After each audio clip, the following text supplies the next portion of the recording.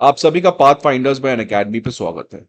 जब से prime minister Modi Mohammad Yunus से यूनाइटेड नेशन के समिट के साइडलाइंस में नहीं मिले हैं, तब से लगता है कि मोहम्मद यूनुस ने इस चीज को बहुत पर्सनली ले लिया है और शायद वो इस तरीके की एक्टिविटीज कर रहे हैं जो इंडिया के इंटरेस्ट के लिए अच्छा ना हो, या इंडिया के साथ जो बांग्लादेश का रिलेशन है वो और ज्यादा डाउनफॉल की तरफ बढ़ सकता है। आपको पता है कि ऑलरेडी बांग्लादेश में माइनॉरिटी के राइट्स, ट्राइबल के अगेंस्ट डिस्क्रिमिनेशन और ऐसे बहुत सारी चीज हैं जिसकी वजह से रिलेशंस में एक बहुत बड़ा स्ट्रेस देखने को मिला है। आज एक और चीज ऐसा हुआ है जिससे इंडिया बांग्लादेश के रिलेशन अंडर मोहम्मद यूनुस ये और ज्यादा डाउनफॉल होंगे। ये क्यों हुआ है? बिकॉज आप देख सकते हैं ये दो पर्सन्स की मुलाकात, ये एलेक्स सोरस हैं जो जॉर्ज सोरस के बेटे हैं। जॉर्ज सोरस का नाम आपको पता होगा, अगर आपको नहीं पता है तो इस सेशन में हम डिस्कस करेंगे। लेकिन एक बात अब मैं आपको बता दूं कि एस जयशंकर ने जॉर्ज सोरस को कहा था कि he is very dangerous person, very dangerous for the national interest of India. और उसी के बच्चे हैं एलेक्स सोरस जिससे मोहम्मद यूनुस मिले हैं। ये पर्टिकुलर इंस्टाग्राम पोस्ट देख सकते हैं जो एलेक्स सोरस ने डाला है, जहां पे उन्होंने कहा है कि मोहम्मद यूनुस जो हैं वो इनके पिता जॉर्ज सोरस के काफी पुराने मित्र हैं। और एक बहुत इंटरेस्टिंग चीज इन्होंने कहा है, आप ये देखिए कि मोहम्मद यूनुस जो है वो बांग्लादेश को काफी तेज रेट से आगे बढ़ा रहे हैं टुवर्ड्स अ पीसफुल फ्यूचर जो इक्विटी और फेयरनेस के बेसिस पे एस्टैब्लिश किया गया है। अब आप समझिए इसमें कितना बड़ा हिपोक्रेसी है कि ये कह रहे हैं कि मोहम्मद यूनुस एक बहुत बड़े पॉलिटिकल रिवॉल्यूशनरी हैं जो बांग्लादेश की डेस्टिनी को कंप्लीटली बदल दिए हैं। From a hell Bangladesh has now become a haven. लेकिन शायद एलेक्स सोरस भूल चुके हैं कि बांग्लादेश में आज जिस तरीके से माइनॉरिटी के इक्वालिटी को एवरी डे डिस्क्रिमिनेट किया जा रहा है, जहां पे ट्राइबल्स के कल्चरल राइट्स को इंपैक्ट पहुंचाया जा रहा है, जिस बांग्लादेश जो काफी ज्यादा इकोनॉमिकली प्रोग्रेसिव कंट्री था कुछ सालों से under the Awami league government, आज एक सिग्निफिकेंट डिप आया है उसके इकोनॉमिक ग्रोथ में। टेक्सटाइल फैक्ट्रीज बंद हो रहे हैं, गारमेंट वर्कर्स प्रोटेस्ट कर रहे हैं, फॉरेक्स रिजर्व लोएस्ट लेवल पे जा चुका है, इलेक्ट्रिसिटी शॉर्टेज हो चुका है। So I don't know what kind of perception he is having of Mohammad Yunus. लेकिन साफ बात है ये एक तरीके का वेस्टेड इंटरेस्ट है, एक कॉन्स्पिरेसी है जिसको हम आगे एक्सपोज करेंगे। ये जो एलेक्स सोरस हैं जिनके पिता जॉर्ज सोरस, ये मोहम्मद यूनुस के काफी पुराने मित्र हैं। ये कोई छुपी हुई बात नहीं है। In fact Soros economic development fund, ये जो जॉर्ज सोरस हैं ये एक बहुत बड़े बिलियनर हैं, लेकिन समाज के हिसाब से ये सोशल चैरिटी भी करते हैं। अब ये सोशल चैरिटी करते हैं या ये एंटी इंडिया एक्टिविटीज चलाते हैं ये तो समय बताएगा या सोसाइटी बताएगा। बट सो कॉल्ड इनका एक सोरस इकोनॉमिक डेवलपमेंट फंड है और इस फंड से इन्होंने $11 मिलियन का लोन दिया था मोहम्मद यूनुस के ग्रामीण बैंक को। और मोहम्मद यूनुस को जो ग्रामीण बैंक है उसी के सक्सेस के बिहाफ में मोहम्मद यूनुस को नोबेल प्राइज भी मिला था। तो $11 मिलियन का फंड इनको सोरस के एक चैरिटी फंड से दिया गया था 1999 में, और तब से उन दोनों की काफी अच्छी दोस्ती है। आगे बढ़ने के पहले फ्रेंड्स एक इंपॉर्टेंट इन्फॉर्मेशन कि अनअकैडमी आईएएस का चौथा ऑफलाइन ब्रांच पटना में स्टार्ट हो चुका है, जहां हमारे बैचेस 14 अक्टूबर को स्टार्ट हो गए। न्यू दिल्ली के करोल बाग में हमारे इंग्लिश मीडियम के बैचेस 24 अक्टूबर, मुखर्जी नगर में हमारे हिंदी मीडियम के बैचेस 21 अक्टूबर, और प्रयागराज में हमारे हिंदी और इंग्लिश दोनों मीडियम्स के offline batches in specific dates को स्टार्ट होने जा रहे हैं। आपको पता है कि Unacademy IAS comprehensive GS course के अलावा optional courses, full length test series, CSAT, ऐसे writing course, comprehensive current affairs जैसे कोर्सेज को भी प्रोवाइड करती है। आप इन सारे इंफॉर्मेशन के लिए हमारे अनअकैडमी आईएएस के ऑफलाइन ब्रांचेस पे विजिट कर सकते हैं, या नहीं तो आप हमारे अनअकैडमी आईएएस के ऐप को डाउनलोड कर सकते हैं जहां पे आपको ये सारे इंफॉर्मेशन प्रोवाइड किए जाएंगे। अब ये जॉर्ज सोरस है। जॉर्ज सोरस एक बेसिकली हेज फंड मैनेजर है टर्न फिलैंथ्रोपिस्ट, मतलब ये एक बहुत बड़े बिलियनर हैं। हेज फंड मैनेजर का मतलब एक तरीके से वो फंड जो अपने रिस्क को मैनेज करता हो, सो उसको हेज फंड मैनेजर कहते हैं। टर्न फिलैंथ्रोपिस्ट मतलब आज ये एक बहुत बड़े चैरिटेबल पर्सन है, सोशल कॉज के लिए काम करते हैं। तो इन्होंने खूब पैसा कमाया है और आज आज अपने पैसे के थ्रू वो सोशल इकोनॉमिक डेवलपमेंट करवा रहे हैं गरीब कंट्रीज में। ये जॉर्ज सोरस के बारे में इमेज है। ये बुडापेस्ट हंगरी में पैदा हुए थे टू अ ज्यूइश पेरेंट, और उस समय नाजी का, हिटलर का रूल हुआ करता था यूरोप में। तो ये किसी तरीके से फेक डॉक्यूमेंट करके ये और इनकी फैमिली वहां से भाग निकली और अपने जान को बचा ली।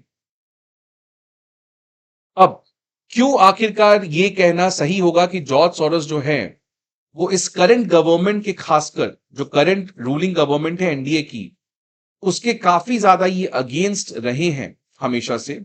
ये आप समझ सकते हैं 2023 के म्यूनिक सिक्योरिटी कॉन्फ्रेंस में इन्होंने कहा कि इंडिया एक बहुत ही इंटरेस्टिंग केस है। एक तरफ इंडिया डेमोक्रेसी है, बट दूसरी तरफ उसके जो लीडर हैं वो डेमोक्रेट नहीं है, रादर वो डिक्टेटर है। दूसरा चीज उन्होंने कहा कि प्राइम मिनिस्टर मोदी के राइज में एक सबसे बड़ा फैक्टर रहा है कि वो मुस्लिम्स के अगेंस्ट वायलेंस प्रमोट करते हैं, जिसकी वजह से उनका वोट बैंक काफी ज्यादा स्ट्रांग हुआ है। फिर ये कहते हैं कि मोदी जो है वो एक बहुत बड़े हिपोक्रेट हैं। एक तरफ वो open society such as Quad के साथ रिलेशन रखते हैं, और दूसरी तरफ close society such as Russia से सस्ते तेल खरीदते हैं। अब आप देख सकते हैं किस तरीके का माइंडसेट है सोरस का, कि वो एक फेक एलिगेशन कॉन्स्टेंटली लगा रहे हैं। इंडिया में डिक्टेटरशिप आ गया। अगर डिक्टेटरशिप आता तो क्या 2024 का लोकसभा चुनाव का रिजल्ट ये होता? मुस्लिम्स के अगेंस्ट वायलेंस हो रहा है। ये एक बहुत बड़ा परसेप्शन सब लोग का कहना है। कुछ लोग कह देते हैं कि इंडिया के जो मुस्लिम्स हैं उसकी सेम हालत है जो गाजा में है। आपको पता है कुछ दिन पहले क्या, किसने क्या कहा? प्राइम मिनिस्टर मोदी क्वाड से भी रिलेशन रख रहे हैं, रशियन रॉयल से भी रख रहे हैं, तो क्यों ना रखें? If we are smarter, what is your problem? If we are able to fulfil the national interest in the best possible manner, why you are so jealous of? आप क्यों इतना जलते हैं? यही जयशंकर ने भी कहा है। फिर इन्होंने कह दिया कि मोदी जो है वो अदानी के काफी करीब मित्र हैं, और ये दोनों की किस्मत जो है वो आपस में इंटरवाइंड है। मतलब अगर मोदी है तो अदानी है, अदानी है तो मोदी है।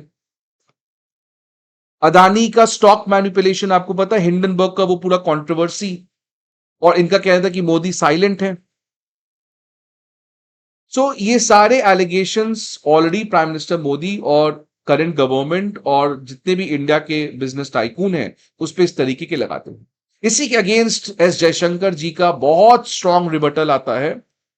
उनका क्या कहना होता है आप ये देखिए कि सोरोस जो है वो ओल्ड हैं, रिच हैं, ओपिनियनेटेड हैं, उनका ओपिनियन है, लेकिन एक बात, वो डेंजरस हैं। और ये बात बिल्कुल सही भी है कि जॉर्ज सोरस बहुत डेंजरस पर्सन है। सोशल कॉज के नाम पर वो अपने वेस्टेड इंटरेस्ट को चलाते हैं, और ये कैसे, अभी आप आगे और देखिएगा। ये एक रिपोर्ट एनडीटीवी का है, केवल एनडीटीवी का नहीं है, रादर इंडियन एक्सप्रेस का भी है। दोनों अखबार में ये क्लियरली बताया गया है कि किस तरीके से ऐसे बहुत सारे सिविल सोसाइटी और एनजीओज हैं जो जॉर्ज सोरस और यूएस स्टेट डिपार्टमेंट से फंडेड हैं, और ये दोनों एंटी इंडिया एक्टिविटीज में इन्वॉल्व हैं। आपको पता है कि हिंडनबर्ग वो भी किस तरीके से इंडिया भारत के राइट्स को रोकना चाहता था, because Adani is one of the most successful company जो पूरे दुनिया भर में अब अपने एक्विजिशंस के थ्रू इंडिया के नेशनल इंटरेस्ट को फुलफिल करने का काम कर रही है। लेकिन ये बात इनको पसंद नहीं आता है, because they don't want another China. They don't want another China, and that is why they have always tried to fund those NGOs which have anti or which are involved in anti-India activities. इसीलिए अगर आप देखोगे Indian express में ऐसे बहुत सारे NGO हैं, Oxfam, CPR, ET, legal initiative for forest and environment and CISSD, ये ऐसे बहुत सारे एनजीओ हैं जो फॉरेन एंटिटीज के साथ कोलैबोरेट करके अदानी के प्रोजेक्ट्स को रोकने का काम करते थे। आपको पता है कि बहुत सारे ऐसे एनजीओ है जो, फॉर एग्जांपल मान लीजिए अदानी ग्रुप या कोई भी इंडस्ट्रियलिस्ट को एक फैक्ट्री लगाना है, तो ये जो एनजीओ हैं ये फॉरेन एंटिटीज के साथ मिलकर लॉबी करते हैं इन्वायरमेंटल कंसर्न के लिए, लैंड राइट्स के लिए, ट्राइबल राइट्स के लिए, जिसकी वजह से ये प्रोजेक्ट आ ही नहीं पाता है। और ये एक बहुत ग्लोबल कॉन्स्पिरेसी है in order to ensure that Bharat does not become another China और Bharat economy does not increases. और रिसेंटली आप देख लीजिए यूएस गवर्नमेंट कमीशन, ये 4 अक्टूबर का न्यूज है, यूएस का अगेन वही डुअल स्टैंडर्ड कहता है, एक US government, US state department का एक रिपोर्ट रिलीज होता है जिसमें कहा जाता है कि इंडिया के रिलीजियस फ्रीडम खतरे में है। वो अमेरिका जहां पे लास्ट महीने 2 हिंदू टेंपल्स के ऊपर अटैक हुआ था, वो अमेरिका जहां पर आप खालिस्तानी सेपरेटिस्ट से व्हाइट हाउस में मिलते हैं। तो ये बताता है अमेरिका की डुअल स्टैंडर्ड्स, अमेरिका की हिपोक्रेसी। इसीलिए India can become a good friend of America, और in fact India is one of the good friend of America, but India can never trust America in the same way we have trust on Russia.